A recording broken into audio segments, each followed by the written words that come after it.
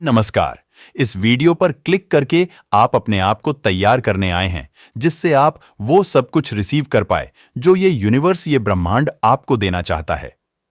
हिमालय की विपरीत परिस्थितियों में रहने वाले योगी इस रहस्य को जानते हैं, लेकिन क्योंकि वो मोह माया के इस बंधन से अपने आप को अलग कर चुके हैं, इसीलिए वह इस रहस्यमयी शक्ति का इस्तेमाल किसी भी भौतिक चीज को पाने के लिए नहीं करते।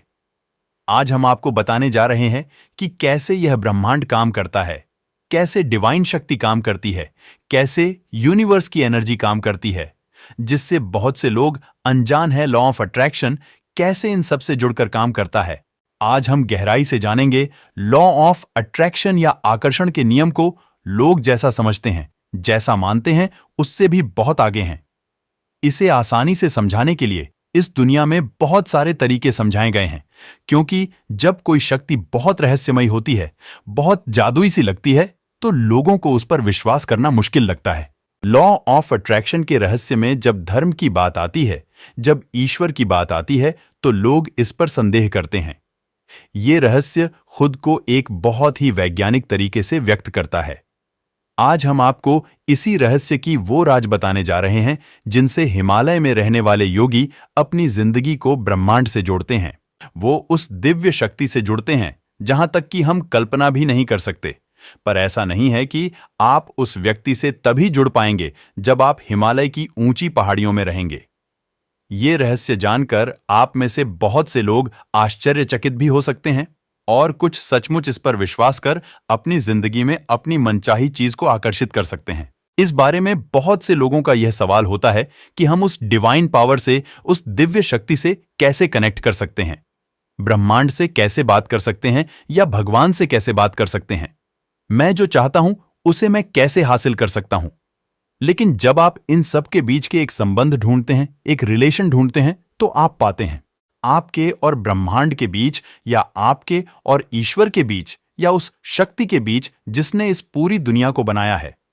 आप इस शक्ति को जो कहना चाहे, इस सृष्टि को बनाने वाले निर्माता के बीच, बेशक आप लॉजिकल या नॉन लॉजिकल किसी भी बैकग्राउंड से आते हैं, या आप आस्तिक हो या नास्तिक हो, आप इस बात से इनकार नहीं कर सकते कि हम सबको एक शक्ति ने बनाया है। कोई तो है जो हम सबका क्रिएटर है, इसी शक्ति ने सब कुछ बनाया है।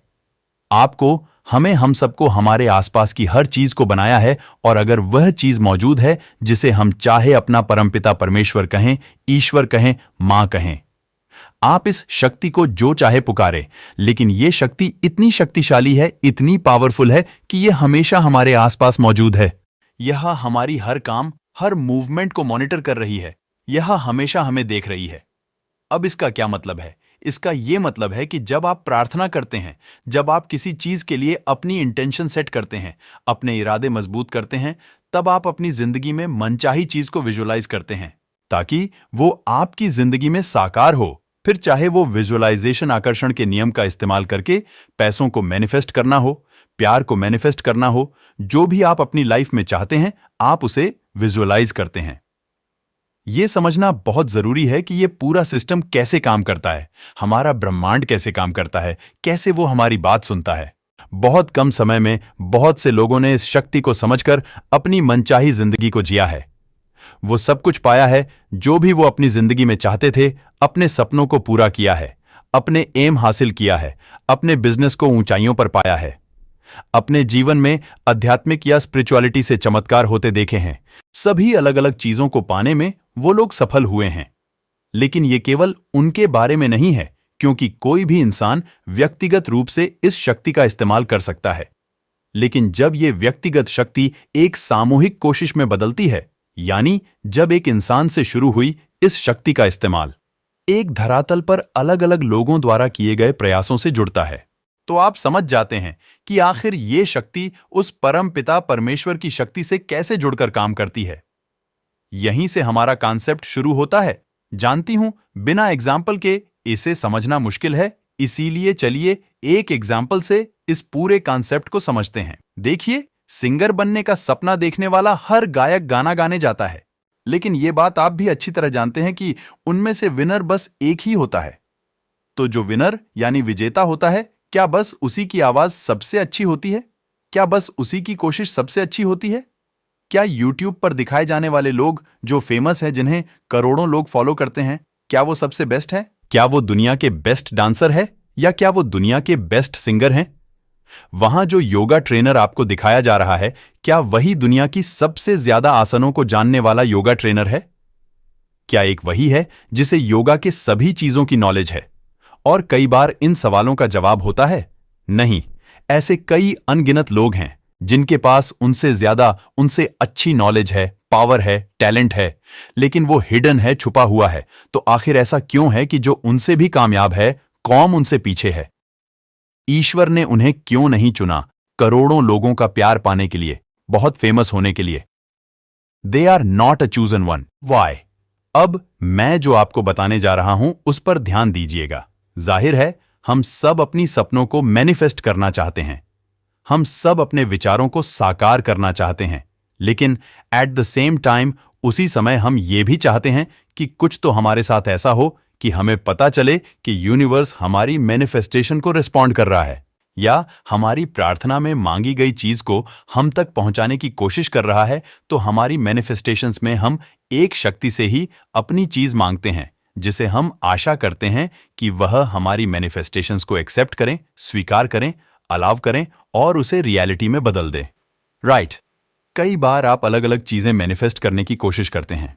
बहुत बार वो चीज मैनिफेस्ट हो जाती है, बहुत बार नहीं भी होती है। अब आप कहेंगे, ऐसा क्यों? ऐसा मेरे साथ ही क्यों? लेकिन ऐसा होना स्वाभाविक है, क्योंकि ऐसा बस आपके साथ नहीं है। यहां कुछ और भी है जो इन सब चीजों पर राज कर।